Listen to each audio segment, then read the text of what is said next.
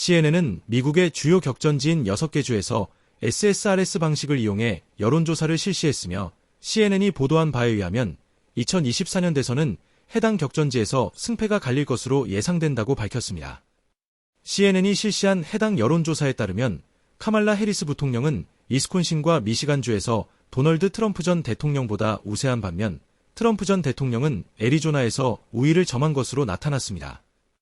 해당 여론조사 결과에 따르면 두 후보는 조지아 및 네바다와 펜실베니아에서 거의 균등하게 지지율이 나뉜 것으로 나타났습니다.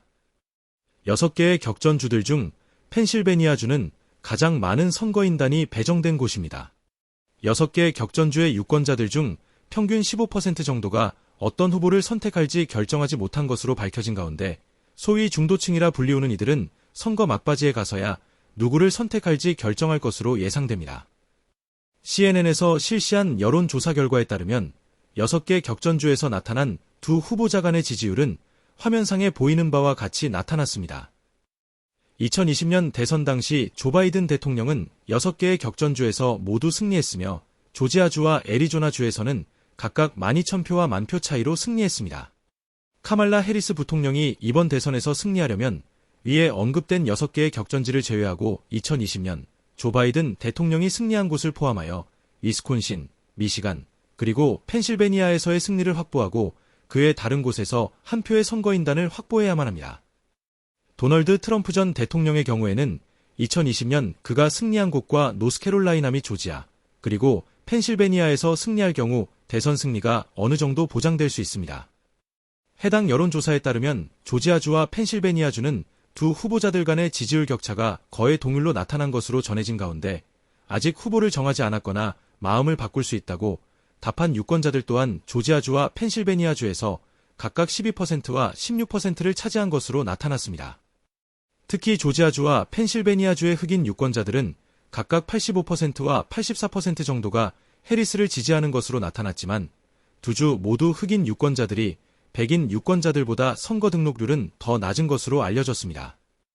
해리스는 두 주 모두에서 여성 유권자들로부터 큰 지지를 받고 있는 것으로 나타났으며 트럼프는 남성 유권자들로부터 큰 지지를 받으면서 해리스를 큰 차이로 리드하고 있는 것으로 나타났습니다. 트럼프는 두 주 모두에서 대학 학위가 없는 백인 유권자들로부터 큰 지지를 받는 것으로 나타났으며 특히 조지아주에서는 대학 학위가 없는 백인 10명 중 약 7명이 트럼프를 지지하는 것으로 나타났습니다. 그러나 4년제 대학 학위가 있는 펜실베니아주의 백인 유권자들은 59%대 37%로 해리스를 지지한 반면 대학 학위가 있는 조지아주의 백인들은 65%대 32%로 트럼프를 지지하는 것으로 나타났습니다.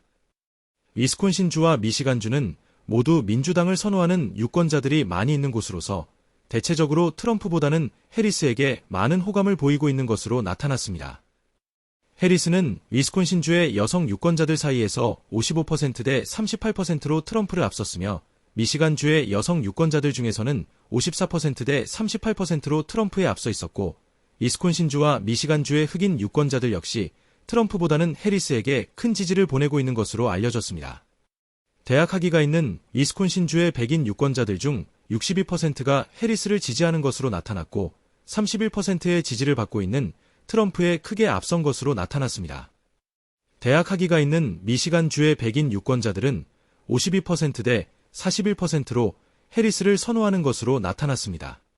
미시간주에서 35세 미만의 유권자들은 해리스와 트럼프에게 각각 43%와 42%의 지지율을 보이고 있으며 위스콘신주의 35세 미만 유권자들은 해리스와 트럼프에게 각각 49%와 42%의 지지율을 보이고 있는 것으로 나타났습니다.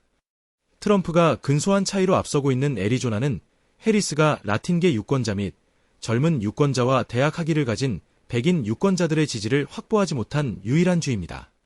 그러나 해리스는 네바다주에서 라틴계 유권자들로부터 57%대 37%로 트럼프에 비해 월등하게 우세한 지지세를 확보하고 있는 반면 애리조나주의 라틴계 유권자들로부터는 해리스가 49%대 43%로 트럼프보다 약간 앞서 있습니다.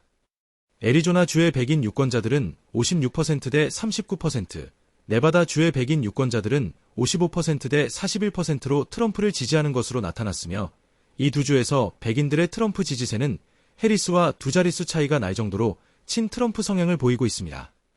그러나 해리스는 네바다주에서 대학 학위가 있는 백인 유권자들로부터 56%의 지지율을 기록하고 있으며 트럼프는 그들로부터 41%의 지지율을 기록하고 있는데 반해 애리조나주에서 대학 학위가 있는 백인 유권자들로부터는 해리스와 트럼프가 47%로 동률의 지지율을 기록하고 있습니다.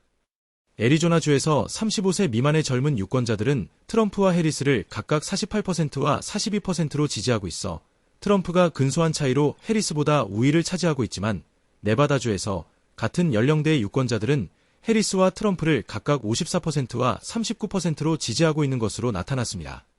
그리고 애리조나의 여성들은 해리스에게 48%, 트럼프에게는 45%의 지지율을 보내고 있으며 남성들은 트럼프에게 55%, 해리스에게는 41%의 지지율을 보내고 있습니다. 네바다에서 해리스는 여성 유권자들 사이에서 트럼프보다 16포인트 앞서고 있으며 트럼프는 네바다의 남성 유권자들 사이에서 57% 대 39%의 지지율로 해리스보다 18포인트 앞서 있습니다. 2024년 미국의 대선에서 누가 최종적으로 승리할 수 있을지 아무도 장담할 수 없는 상황에서 6개의 격전지에서도 해리스와 트럼프 두 후보들 간의 지지율 격차 역시 팽팽한 접전이 이어지고 있는 중입니다. CNN의 여론조사에 응한 전체 유권자들 중 39%가 경제를 최우선 이슈로 꼽았으며 민주주의 보호가 25%로 그 뒤를 이었습니다. 경제 문제에 있어서 바이든은 유권자들의 지지를 얻지 못했으며 해리스는 바이든보다 좀 더 나은 지지를 얻었지만 트럼프에게는 8포인트 차이로 뒤진 것으로 나타났습니다. 트럼프는 이민 문제를 다루는 데 있어서 해리스보다 더 신뢰를 받았으며 거의 모든 주에서 유권자들은 트럼프가 해리스보다 국가 문제를 해결할 수 있는 명확한 계획을 가지고 있다고 답한 것으로 나타났습니다. 그리고 각 주의 약 절반가량인 46%에서 51% 정도는 트럼프의 견해와 정책이 너무 극단적이어서 국가에 위협이 된다고 말한 반면 37%에서 42% 정도는 해리스 역시 마찬가지라고 말한 것으로 나타났습니다.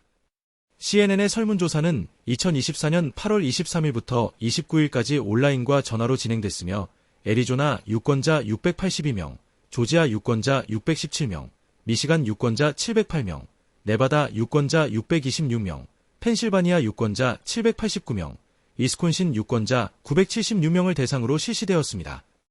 이번 영상에서는 2024년 미국 대선의 최대 격전지로 떠오른 미국의 6개 주에서 CNN이 실시한 여론조사의 결과와 해당되는 6개 주에서 대선 판도가 갈라질 수 있다는 것에 대해 말씀드렸습니다.